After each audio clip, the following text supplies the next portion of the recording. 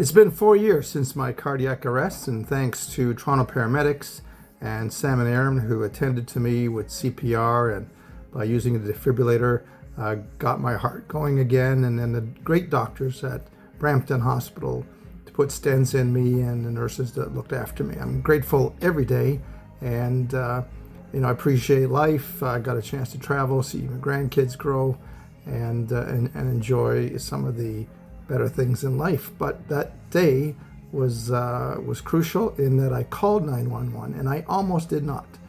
I shot a video a year after to explain my whole episode and a mistake that I almost made. Plus, I probably didn't heed the warnings of potential heart attack and cardiac arrest, which I mentioned in the video. So please watch it to pass on the information so that it can prevent you or a family member from having a cardiac arrest or heart attack.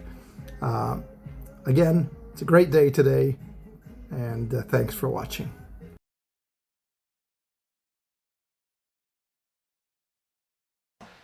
Hey there, it's John the Benedictus here, and I have something very important to say. In fact, I've written an article which has appeared in the Soccer Journal here, and also on a website called Fundamental Soccer, which is run by Carl Dawasian out of California. I decided to print my article, and basically I want to talk to probably more men than women, just because sometimes we're a bit stubborn, and I want to talk about maybe a decision that you may have to make at some point that could actually save your life. And in this article that I wrote, it's backwards here because of the mirror type of camera here on my phone, but it says, "Coaches, are you prepared to coach the biggest game in your life so that you win?" And it was almost exactly a year ago today, actually yesterday, where I had a heart attack, and then I went into cardiac arrest that basically put me out.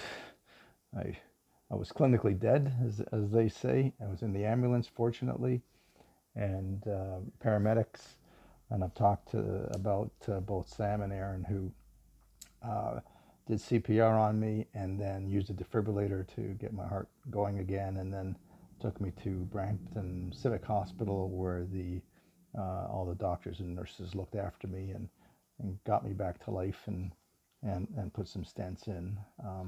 And recently I just had an ICD put in, which is like a defibrillator inside me. That was 6 weeks ago. So that if something happened again, the defibrillator was already inside me, plus it's a pacemaker. It's amazing how one day can change your life. And I made some decisions that saved my life, but I almost didn't make them. And that's what I talk about in my article. So you can look it up. I'll even put a link to the article in Fundamental Soccer. But I'm going to just tell you my story. If you don't want to read it, you can listen to it. So this is my story. I'm telling you this because potentially maybe this story can help save you or a friend or relative's life.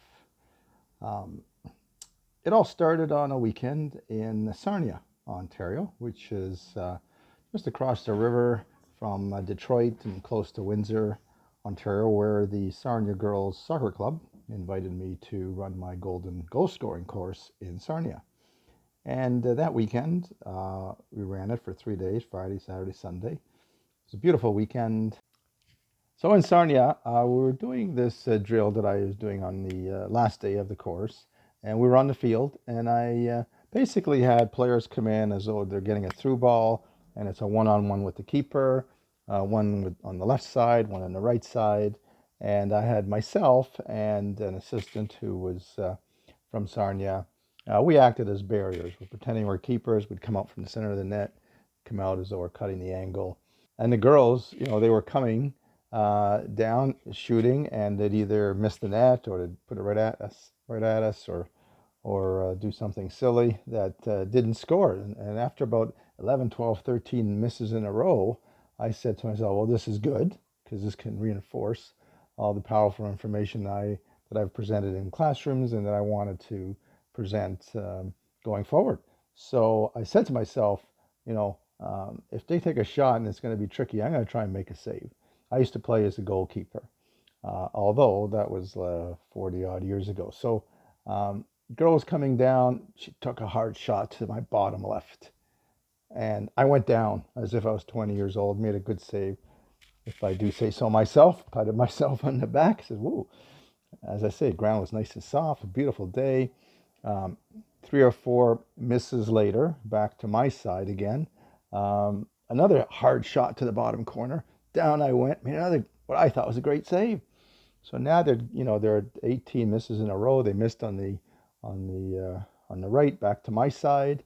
And again, I went down. I had to make another save, and all down on my strong side happened to be the left side. And as soon as I got up, I stopped the play because at 20 misses in a row, I had to talk to the girls because you're not supposed to miss 21 on ones in a row. You don't get those chances in a year. And so then I went into another drill that helped solve the problem, and then we went back to the original drill. They were scoring as expected. But I remember saying to myself, what an idiot. I must be a dummy going down, pretending I'm 20 years old. I'm going to feel it for sure tomorrow or the day after. This is going to come back and haunt me. Anyhow, the next night, it was a Monday night, another lovely evening. I actually felt like playing goalie again with the team I was coaching, but I didn't. I said no. So at 5 o'clock in the morning, I had to get up to go to the washroom, which us older folks do, but more regularly. You'll know that if you're a bit older. I felt a little bit of pain up here front of the chest area, shoulders, actually more of the shoulders. And I said, this is from trying to be a goaltender again. Went back to bed. The pains got stronger here, but also in the back. So just in the shoulders, in the front, and in the back, and they got stronger and stronger. And I says, now, it's my body's getting back at me, and maybe I should have put some ice on it. So what I did is I decided to go take a cold shower. But on the way to the shower, for about 5 or 10 seconds, I felt like throwing up. Didn't think nothing of it. Went to take the cold shower so that I could, fix those muscles. While I was in the shower, I thought about one of my best friends, Jeff Bowers, who I played hockey with for 20 odd years, and he passed away from a heart attack in 2020, I believe, just at the start of COVID. And what happened to him was he was a golfer, so he played golf, but throughout the winter didn't play any golf, didn't go indoor golfing or anything. And a beautiful weekend, and things kind of opened up after COVID, so he went and took advantage of a nice day. So he did the golf range, did a round of golf on the Saturday, same thing on the Sunday. So on the Sunday at night, he started to feel some shoulder pains like I had. And what he did, he assumed it was because I hadn't golfed for 5, 6 months, and these were just pains, muscle pains. His wife said, "Oh, we should go to the hospital." He said, "No, I'm not going near a hospital. It's COVID, no chance. And besides, I'm pretty sure it's because of the golfing. I overdid it." Middle of the night, he kind of got up again, and I said, "I'm going to go on the couch." And the wife said, "You gonna be okay? Sure you don't want to go to the hospital?" And no, I'll be okay. It's because of the golfing. Anyways, a couple hours later, wife goes down in the morning, and he's out. Called 911. It's too late. He passed away, way too young, just ready to retire too. And he talked about that a lot at hockey. And so I had that in my mind. Plus, the little bit of throwing up that I felt for 5 or 10 seconds, I do recall reading that could be a sign of potential heart attack. So I jumped out of the shower, told my wife, call 911. I got down to the middle floor where we have a 3-story townhouse and laid down, and paramedics came in and hooked me up, told me Yeah, you're having a heart attack, sir. Let's get you in right away. So it was Sam and Aaron, the paramedics. And on the way to the hospital, Sam was talking to me, saying, "Sir, we'll get you all hooked up. We're doing all we can. We'll get there soon." Um, but the pain got stronger and stronger, and I felt as though I needed to itch something. So I wanted to move my finger to itch. I couldn't move, not even like this. And then I tried to move my toes. I couldn't move. And I said, "Oh my gosh." The pain got so strong. And then I actually said to myself, "I think this is it. Uh, well, if it is, okay, I'll accept it. It's better than this pain I'm having." So, and then I don't remember anything. Apparently, uh, when I arrested the heart arrested, they pulled off to the side. We were on a highway at the time, and Sam and Aaron did CPR, put a defibrillator in. Only a couple of minutes from the hospital, so they went to the hospital, defibrillated me again, and that got my heart going.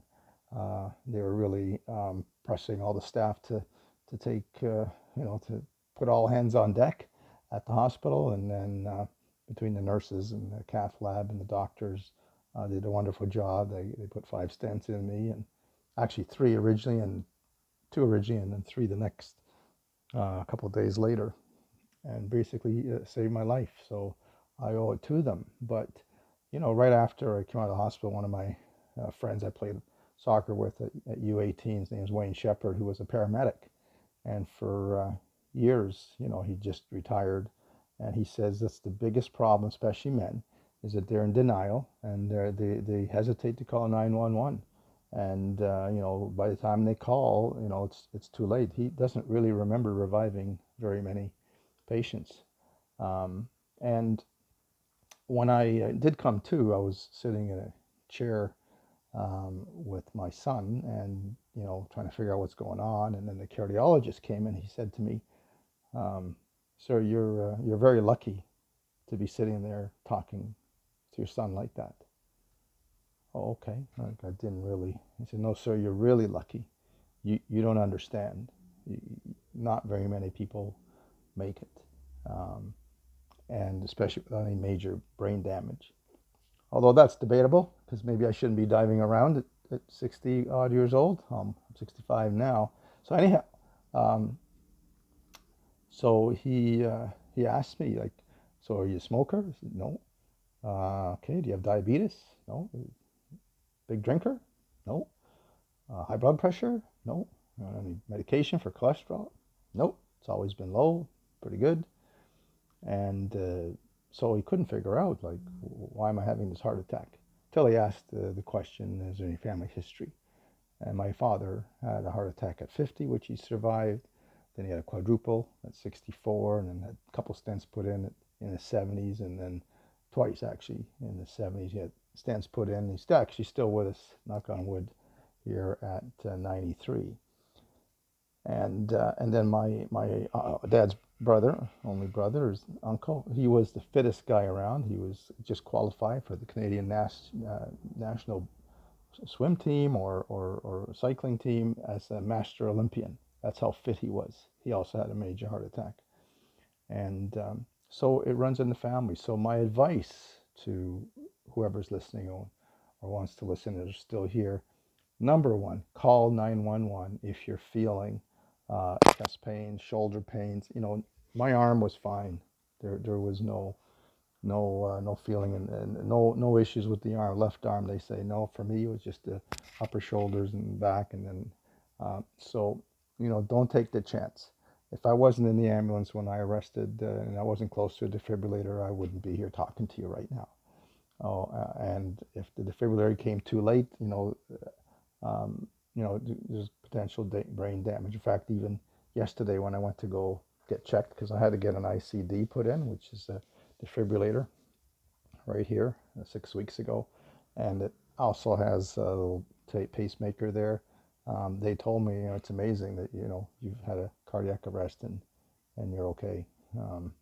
So do don't hesitate. Call 911, and The other big thing I want to tell people, and that's the reason I wrote the article in the Soccer Journal, and as I say, it's been published. I should send more out.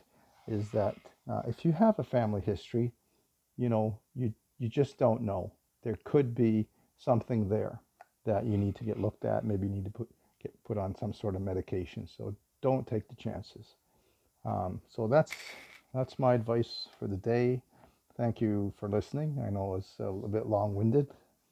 People tell me a lot of my stories are, but if it's going to save a life of a family member, yourself, I think it's been well worth it. So once again, don't hesitate. Call 911 if there is family history. Get it checked. Thank you for listening.